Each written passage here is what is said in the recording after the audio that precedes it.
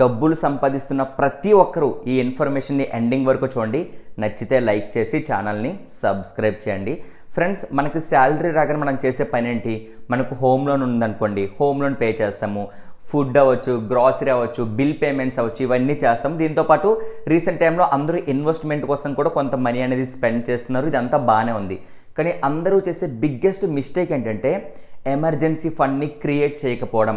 ఇప్పుడు మనకి జాబ్ ఉంది, డబ్బులు వస్తున్నాయి, బాగానే ఉంది. ఇన్ కేస్ జాబ్ పోయింది అనుకోండి, నెక్స్ట్ మీకు జాబ్ వచ్చేంతవరకు మీరు ఎలా సర్వే అవుతారు? మీరు చేసిన ఇన్వెస్ట్మెంట్ నుంచి డబ్బులు విత్డ్రా చేస్తారా? అలా చేశారు అంటే మన వెల్త్ని మనము లాస్ అవుతాం అనమాట. అలాంటి తప్పులు ఎప్పుడూ చేయకూడదు. మనకంటూ ఎమర్జెన్సీ ఫండ్ అనేది ఉండాలి.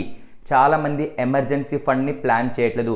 మినిమం మనకి ఏదైతే శాలరీ వస్తుందో ఆ salary 6 months to 1 year salary అనేది మన సేవింగ్ అకౌంట్లో ఉండాలి.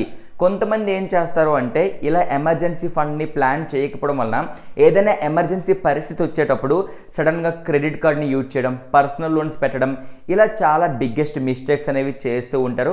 కొన్ని సందర్భాల్లో ఆ ఆప్షన్ కూడా లేకపోతే మన పరిస్థితి ఏంటి, మన ఫ్యామిలీ పరిస్థితి ఏంటి అనేది కూడా మీరు ఆలోచించండి. ఎమర్జెన్సీ ఫండ్ ఇన్వెస్ట్మెంట్ ఎంత ఇంపార్టెంటో ఎమర్జెన్సీ ఫండ్ అంతకంటే ఎక్కువ ఇంపార్టెంట్. అది కూడా మీరు ప్రాపర్గా అయితే ప్లాన్ చేసుకోండి.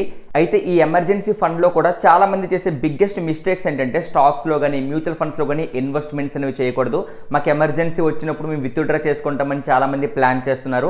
అలాంటి తప్పులు చేయకండి. ఎందుకంటే మార్కెట్ ఎప్పుడు ఎలా ఉంటుందో మనం ఎస్టిమేట్ చేయలేమన్నమాట.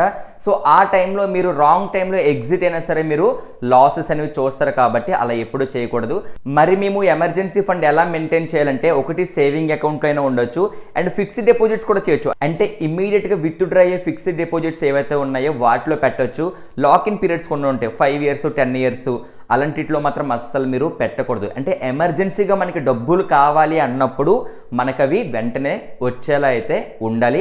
అండ్ మీరు లిక్విడ్ మ్యూచువల్ ఫండ్స్లో కూడా పెట్టొచ్చు. బట్ మీకు నాలెడ్జ్ ఉంటేనే పెట్టండి. లేదనుకుంటే సేవింగ్ అకౌంట్ కానీ ఫిక్స్డ్ డిపాజిట్స్ కానీ మనకు ఎమర్జెన్సీగా మనీ దొరికే ఆప్షన్స్ ఏవైతే ఉన్నాయో అక్కడ మాత్రమే మీరు మెయింటైన్ చేయాలి.